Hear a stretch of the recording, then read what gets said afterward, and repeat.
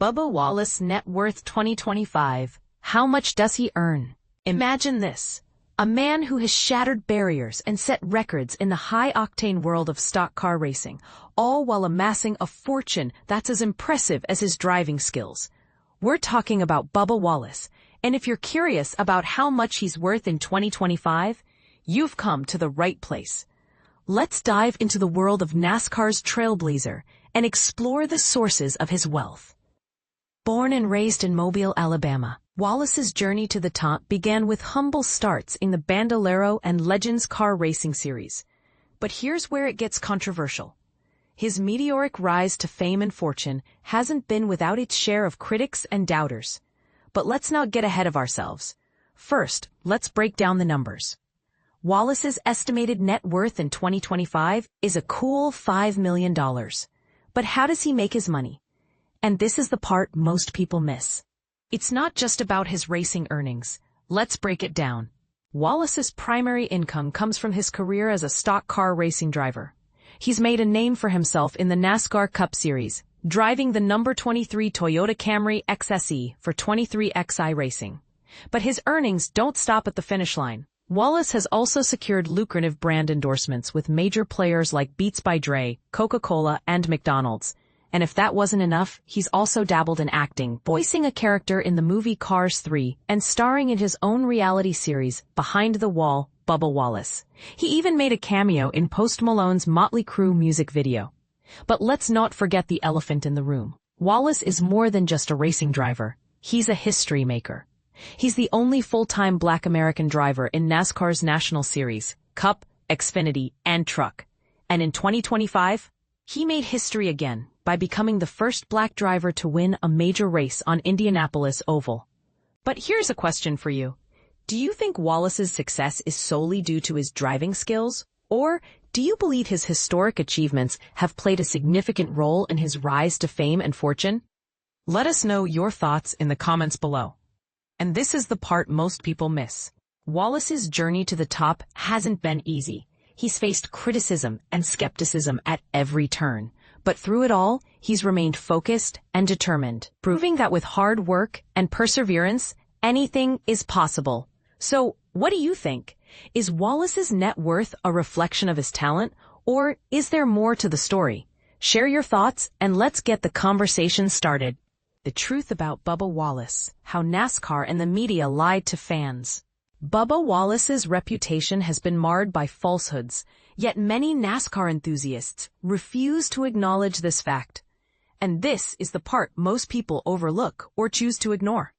When it comes to the NASCAR Cup Series over the past several years, few names spark as intense a reaction as Bubba Wallace.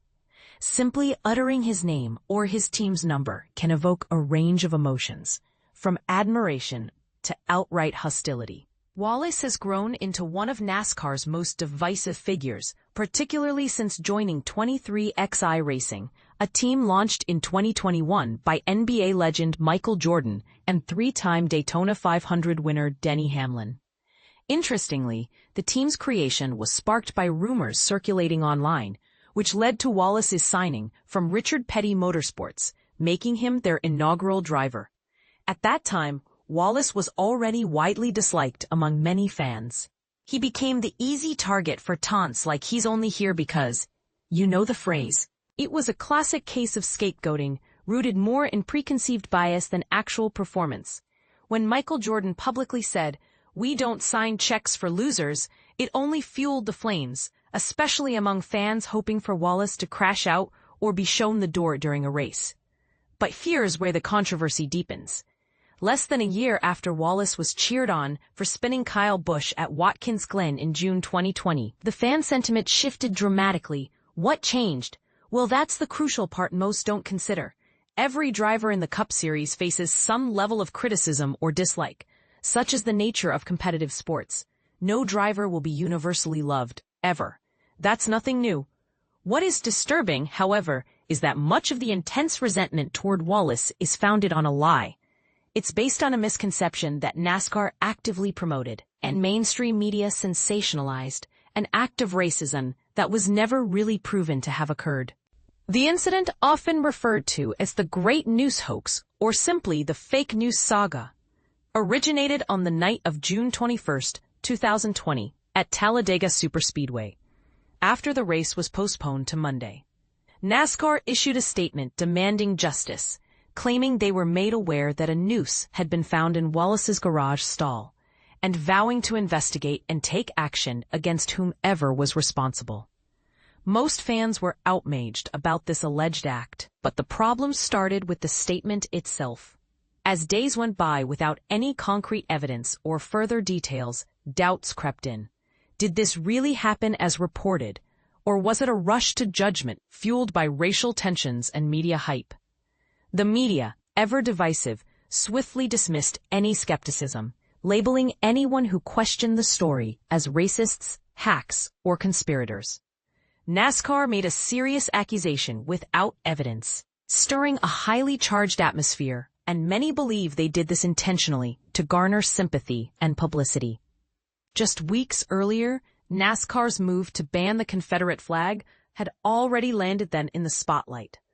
And this incident, regardless of its truth, amplified that exposure. The FBI later confirmed that no hate crime had taken place. The noose was actually an old garage pull rope that had been in place since well before Wallace arrived at Talladega, dating back to a race at the track months earlier. NASCAR's hasty reaction, sending 15 FBI agents to investigate, was nothing short of overkill. Meanwhile, sharp-eyed reporters like Bob Pockrass managed to uncover the truth, showing the same rope was in the previous race's garage stall, under different circumstances. This raises an important question.